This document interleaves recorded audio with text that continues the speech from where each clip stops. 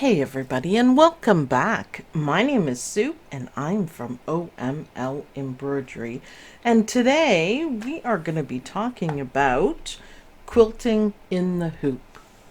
Isn't this a gorgeous design? I love it, and it's easier to do than you think. The hardest part of doing embroidery in the hoop is finding the right design, believe it or not. So I've done this. I printed out some that I really like, and I kind of auditioned them to see how they would fit. Now this one goes over. It's right there, but it goes over.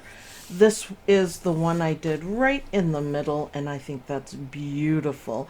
I used variegated thread just for fun, but I printed out the templates just because I couldn't decide what I wanted, and it was fun to play around. Now, if you have any of these print and stick Target paper, once you decide which ones you want, this is fantastic to do. You can print it out and it has, shiny backing on it, and you can print it in inkjet or laser printers, and this is what you get. And you can see all you have to do is placement. You can see through it and you can see exactly where you want, and then line up your needle. You can use the flywheel to, put your needle and make sure it's exactly in the right spot, which is easy. Then you just take this off, put it on the backing, let it stitch, and then do it again. So super easy with this. I use it actually all the time, and I think it's really handy to have. So when you're doing placement, there are many, many ways of doing it. Now, I have a brother, Dream Machine, too, and he really likes these snowman stickers. So if your machine does not come with snowman stickers, then it can't read them. And what it does is you can hoop it however you want as long as the design fits in, and the machine will scan, and you'll be able to, it'll place it, like turn the angles and do everything, which is fantastic. Now, some people don't want to use their snowman stickers because they find it hard to place them. Well, here's a quick tip that I do. The first thing I do, I cut this down so I could see what where the placement would go. So I make sure, where is it? There it is. My finger was on it. I make sure I know which way is up. So this is the top of the design. This is the bottom. So we'll hold it like this. Top, bottom, left, right. And I will make a fold here and crease it nicely. And I'll make a fold this way and crease it nicely. It does not matter that the sides match up or anything. You don't need to do that.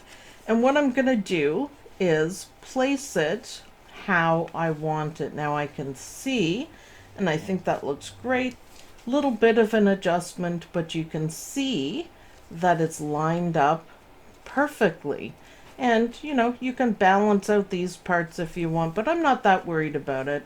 I'd like it in the middle here and then in the middle here. And we want it right about like that. I think that would be perfect. So here's my trick. Remember the arrow. So this is the upside of the design, and this is the bottom. So the small part of your snowman has to go this way. So it does need to be placed this way. And don't worry about it because you can move the quilt around in the hoop. Okay, so I have the placement how I like it. And remember our arrow, that's pointing that way. So the snowman, the small part of the snowman, has to be facing this way. And don't worry about it because we'll be able to adjust it in the hoop and, make this up and down if you want. It makes it a little bit easier to figure out until you get right used to it. So I moved it. You might want to use some tape. You could easily pin it at top or bottom, but we do need to place our sticker. And you don't have to be 100% perfect about it, but it's very helpful. So remember those creases I put in? I'm gonna bend this part back, and look what I did here. Right here, I drew a line with a ruler, because we're trying to be precise here, for the line down, the up down line. You can see it right there. So all I have to do is kind of slide this under, and I can see where the up down is, and I can see where this line is, and I'm matching up right here. I'm matching up the dot, the center dot, and this. And then these lines match, and everything's straight, so it works. Now I'm going to press it down. Now, if your machine does not use snowman stickers, there's quite a few other ways of doing it. Dime have placement stickers, and they're just simply a circle with the crosshairs through them, and your machine can't read it. However, you can, move it on your machine and have, there's a cross, like a section in the middle, and have your needle go right in this spot, and then you're perfectly on. So you would have to turn this around and make it up and down, but you can do it just as easily. If you don't have any of those stickers, you can always create your own, but the ones from Dime are much better. And worst case scenario, you could place this again exactly how you want it, and you could tape it down, hoop it, and then your needle, we want your needle to go right here. And you have to make sure it's round in the right angle, but if the whole thing is oriented properly, that'll make it easier. So when you're hooping it, this is the top of the hoop, this is the bottom of the hoop. And then make sure that your needle's right in the middle, and you will have the same placement, and wonderful. And then just take it off and stitch. So McDreamy has a couple of other things that I really like the way he does stuff. I can scan this and just eyeball how I want it to go, because it'll show the design over this. So that helps with placement. Usually I do the snowman and then double check it just because I can. I mean, that's easy enough. Now you can see here the ones I did come over the edge just a little bit. Now it's probably a little difficult for you to see, so I'll show you on the template. And I did it the exact same way, except this one is quite a bit bigger than this one. It's the same design, but it was available in two different sizes. And I decided, what the heck, let's go for the big one. So I did the placement the same, and because it's on paper, I made 2 marks with green. I don't know how well you can see that. So if you can see here, I've added some of my own marks in a green pen, and that is just to help me place it the same way every time. Now this is hanging out over the edge, and that's fine. So I'm going to place it here. Now these lines, I want it oriented to this. So that's handy, and that's handy. That worked really well.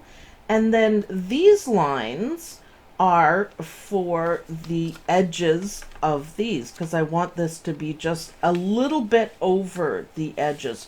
So it helps you get the right angle if you mark it. It'll also make it a whole lot easier to duplicate the whole thing again. So I just did it using my marks, and these are like, there's no magic or anything to it. I put it down, I went, that's exactly how I want it. So this is just on the edge, this is just on the edge, and when I keep going down my quilt, it makes it easy to do. So again, I made a fold, and we'll just take this off. You can only use these a few times. Now I didn't put a line, but I can see it quite well. So this one is going to be placed like this. And it really is as easy as that. And what I found was easy to do is I went around and I put my snowman on, and they're properly placed, and then I just moved the hoop around.